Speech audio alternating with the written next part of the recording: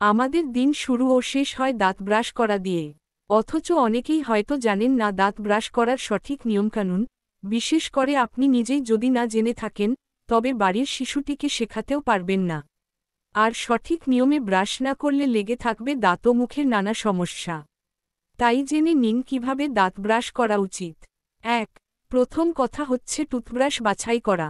ভালো মানের টুথব্রাশ ব্যবহার করুন, যার শলাকাগুলো বেশি শক্ত বা বেশি নরম নয়। ছোটদের জন্য ছোট আকারের ব্রাশ দরকার, যা ওদের মুখে সহজে আটে। ২. পরিমিত মাত্রায় পেস্ট নিয়ে সকালে নাশতার পরে ও রাতে ঘুমাতে যাওয়ার আগে দাঁত ব্রাশ করুন। সম্ভব হলে ফ্লুরাইডযুক্ত টুথপেস্ট ব্যবহার করুন। শিশুদের জন্য কম ঝাঁঝাল টুথপেস্ট বেছে নিন।